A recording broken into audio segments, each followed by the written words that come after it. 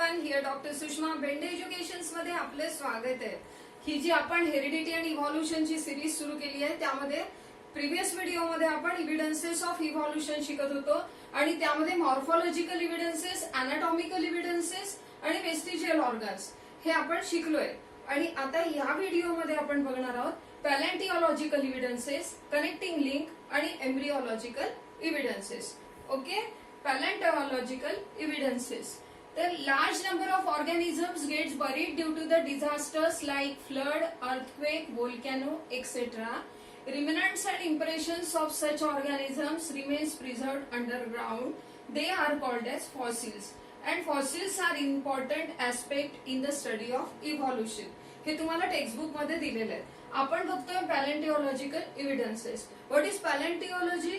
पॅलेंटिओलॉजी is the study of fossils. मग आता fossils म्हणजे काय?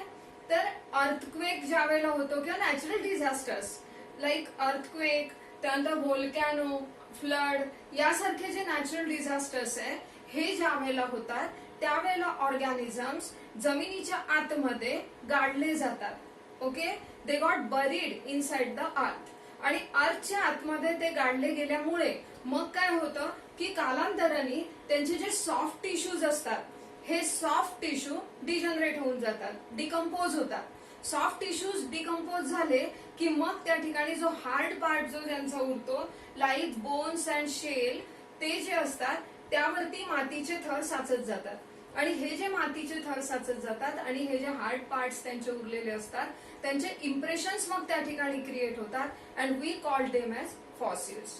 ओके, मग फॉसिल्स काय तर these are the impressions. Impressions असतात ते आणि त्याचा आपल्याला उपयोग होतो, फॉसिल्सचा उपयोग होतो इव्हॉल्युशन शिकण्याकरिता। तर फॉसिल्स जे असतात ते आपण जर जमिनीच्या आतमध्ये खोदत खोदत खोल गेलो तर खोल गेल्यानंतर लक्षात घ्या, समजा खालची जी लेअर असते ती अगोदर तयार झालेली लेअर राहील, त्यानंतरची लेअर म्हणजे त्यावर माती साचत जाते, मग ही दुसरी लेअर झाली, मग ही लेअर, मग ही लेअर, मग ही लेअर, अशा लेयर्स वर येत जातील आणि म्हणून जी सगळ्यात वरची लेअर राहील it is the latest one. Okay, आणि सगळ्यात खालची जी लेअर राहील ती लेअर सगळ्यात जुनी लेअर राहील, सगळ्यात अगोदरची लेअर राहील। आणि ज्यावेळेला आपण फॉसिल्स बघत बघत गेलो, ह्युमन बिंगनी ज्यावेळेला फॉसिल्सचा शोध लागला ते नंतर शोधत गेले सायंटिस्ट लोक, तर त्यावेळेला आपल्याला सगळ्यात पहिल्यांदा सगळ्यात खाली जे फॉसिल्स सापडले ते फॉसिल्स होते इनव्हर्टिब्रेट्सचे। Okay, what are invertebrates? Invertebrates are the organisms, they have no vertebral column. त्यांच्याकडे पाठीचा कणा नसतो।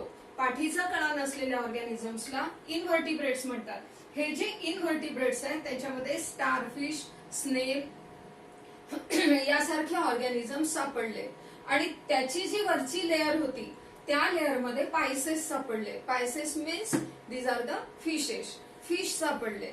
त्याची जी वरची लेअर होती त्यामध्ये अँफिबियन्स अँड सम रेप्टाइल्स यासारखे लाईक क्रोकोडाईल अँड फ्रॉग यासारख्या ऑर्गॅनिझम्स तिथे सापडले। आणि त्याची जी वरची लेअर होती मग त्याच्या वरच्या लेअरमध्ये आपल्याला रेप्टाइल्स सापडले। रेप्टाइल्स लाईक डायनासोर्स सापडले आणि स्नेक यांचे फॉसिल्स सापडले। आणि सगळ्यात वरची जी लेअर होती, लेटेस्ट लेअर जी होती सगळ्यात वर असलेली, त्यामध्ये बर्ड्स आणि मॅमल्सचे फॉसिल्स सापडले। आता हे बर्ड्स आणि मॅमल्सचे फॉसिल किंवा रेप्टाइलचे फॉसिल हे खाली सापडले नाही। याचा अर्थ सरळ आहे की सगळ्यात पहिल्यांदा इनव्हर्टिब्रेट्स क्रिएट झाले, ऑर्गॅनिझम्स तयार झाले, त्यानंतर पायसेस तयार झाले, त्यानंतर रेप्टाइल्स अँड अँफिबियन्स तयार झाले, त्यानंतर हे थोडे हायर रेप्टाइल्स तयार झाले आणि त्यानंतर एव्स लाईक बर्ड्स म्हणजे बर्ड्स अँड मॅमल्स तयार झाले। तर हे जे आपल्याला जी लिंक दिसते आहे ही पूर्ण लिंक आपल्याला अगदी 100% सांगते की या पद्धतीने ऑर्गॅनिझम्स क्रिएट झाले। ओके, तर खालच्या ज्या 3 लेयर्स आहे दीज आर इन द पॅलेझोइक इरा। खालचे जे 3 लेयर्स आहे ते पॅलेझोइक इरा मध्ये सापडले। त्यानंतर मीडियम जो आहे त्याला मेसोझोइक इरा म्हणतात आणि जो वरचा जो लेअर आहे, जो आताचा लेटेस्ट लेअर जो मिळाला त्याला सेनोझोइक इरा असं म्हटलं जातं। ओके, मग यानुसार जसे जसे फॉसिल्स सापडत गेले हा एक ग्रेट इव्हिडन्स आहे बघा की ज्यामुळे आपण सांगू शकतो की इव्हॉल्युशन या पद्धतीने होत गेलं. ओके, समजलंय मग आता नीट. मग आता एक टेक्निक अजून असतं बघा, फॉसिल्स जे आहे त्याचं एज किती आहे हे सायंटिफिकली शोधायचं एक टेक्निक आहे, ज्याला कार्बन डेटिंग टेक्निक असं म्हणतात. Carbon dating technique. आणि हे टेक्निक आहे विलियर्ड लेविनी नावाच्या सायंटिस्टनी हे टेक्निक शोधून काढलं. त्यांना नोबेल प्राइज सुद्धा मिळालं 1960 मध्ये या टेक्निकचा शोध लावल्यामुळे. इन्व्हेन्शन ऑफ दिस टेक्निक, त्या इन्व्हेन्शन केल्यामुळे, या टेक्निकचं इन्व्हेन्शन केल्याचं नोबेल प्राइज त्यांना 1960 मध्ये मिळालं. तर हे टेक्निक काय आहे, तर this technique is based upon radio decay of naturally occurring C14. C14 हा एक कार्बनचा आयसोटोप आहे. आपल्याला जे शिकायला आहेत आयसोटोप्स कार्बनचे, these R C12 and C14. C12 आणि C14 हे दोन आयसोटोप्स आपल्याला शिकायला आहेत. तर ऍटमॉस्फिअर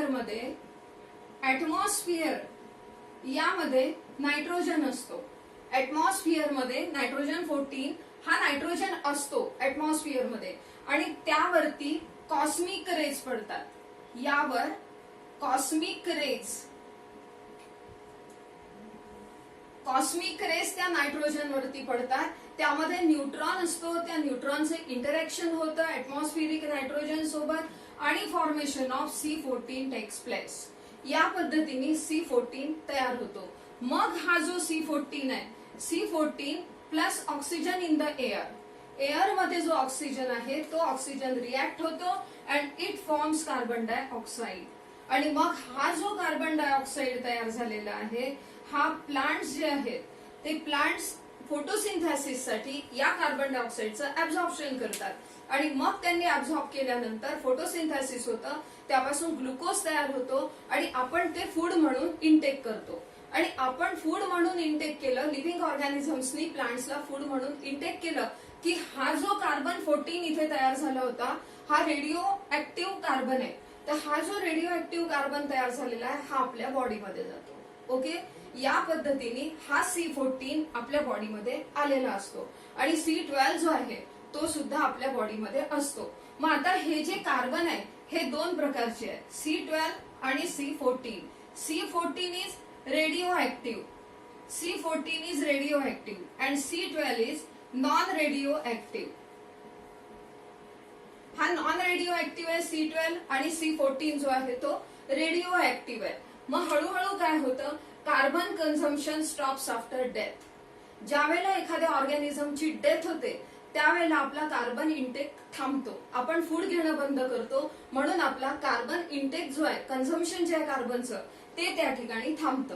मग कार्बनचं कन्झम्पशन जर त्या ठिकाणी थांबलं तर आपल्या बॉडीमध्ये बघा लाईफ लॉंग C12:C14 हा जो रेशो असतो, C12:C14 हा ratio through out our life हा रेशो कॉन्स्टंट असतो, C12:C14.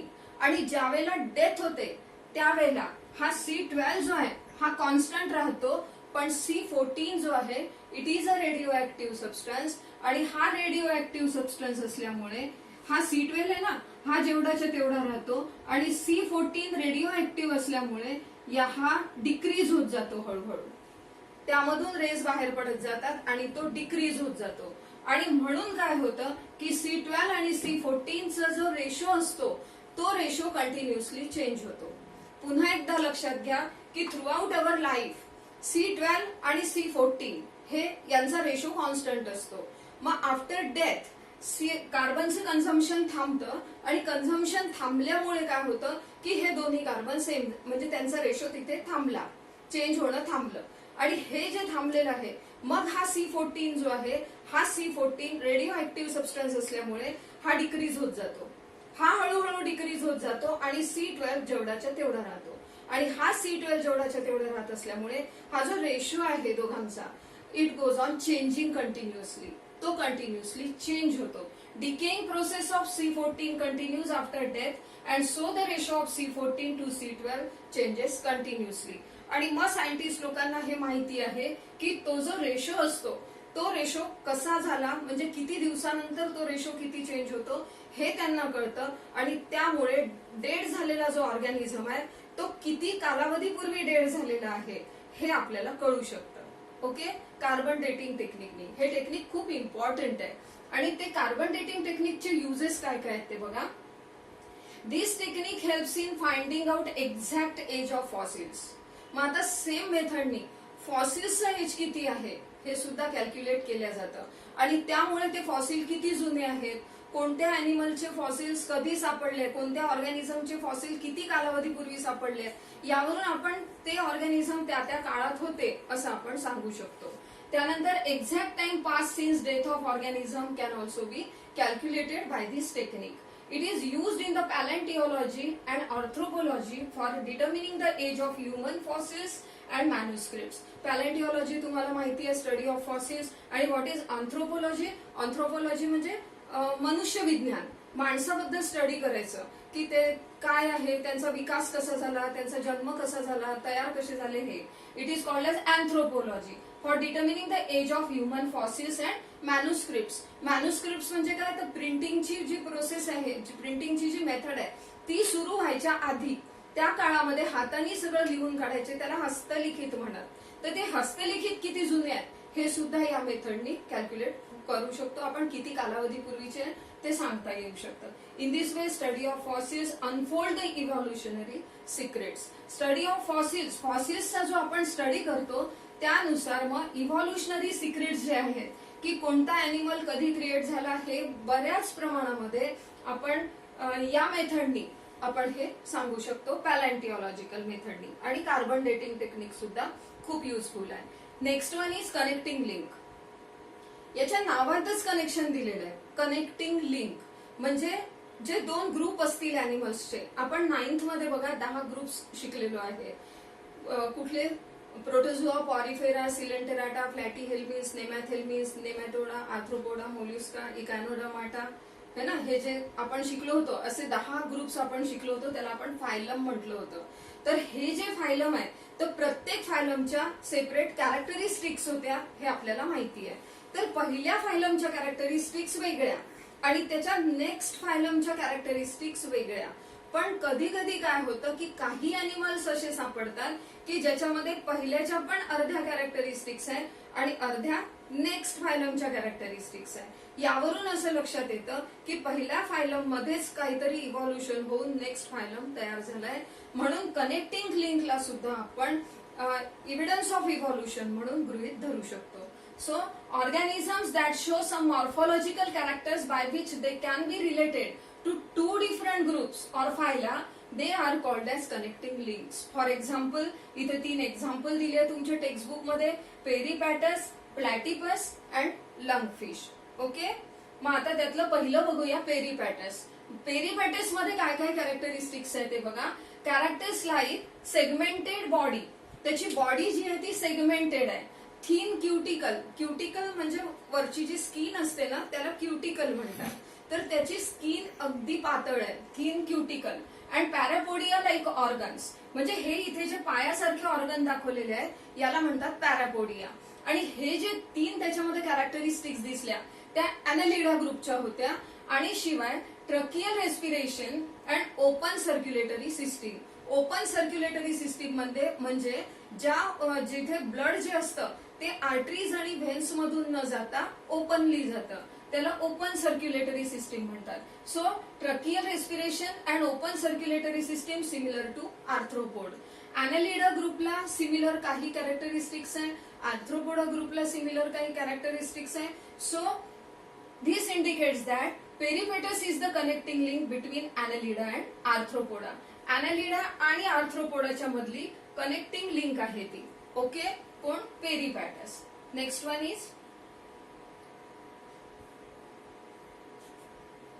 One is platypus. आता हा प्लॅटिपस काय आहे तर duck bill प्लॅटिपस lay eggs like reptiles. याची जी चोच आहे बघा ही बदकासारखी आहे. ओके, बदकासारखी चोच आहे. Duck bill प्लॅटिपस lay eggs like reptile. Reptile प्रमाणे तो अंडी देतो. And presence of memory Gland and hair like mammals. Presence of memory Gland आणि पूर्ण अंगावरती केस असणं, हेअर, हे मॅमल्सचं लक्षण आहे. म्हणून याच्यामध्ये प्लॅटिपस मध्ये काही लक्षणं रेप्टाइल्सची आहेत आणि काही लक्षणं जी आहेत ती मॅमल्सची आहेत. So it indicates that platypus is connecting link between reptiles and mammals. आणि यावरून हे सिद्ध होतं की mammals are evolved from reptiles. Okay. Then next one is lungfish. Lungfish हा एक प्रकारचा फिश आहे. मग जर तो फिश आहे तर त्यांनी पाण्यातला ऑक्सिजन घ्यायला पाहिजे गिल स्लिट्स द्वारा. ओके.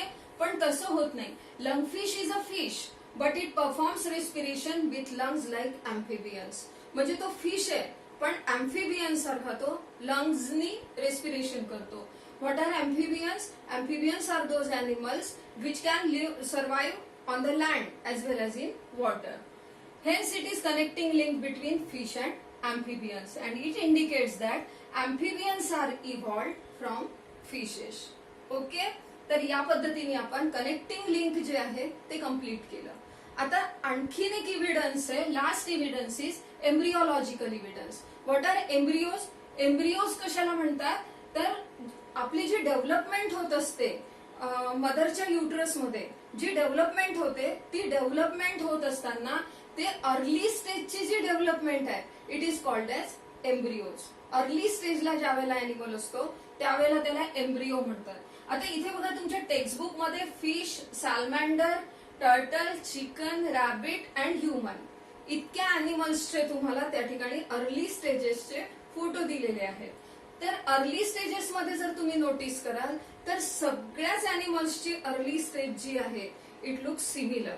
ओके. आणि नंतर जशी जशी ग्रोथ होत जाते तसे तसे त्यांच्यामध्ये मग चेंजेस येत जातात.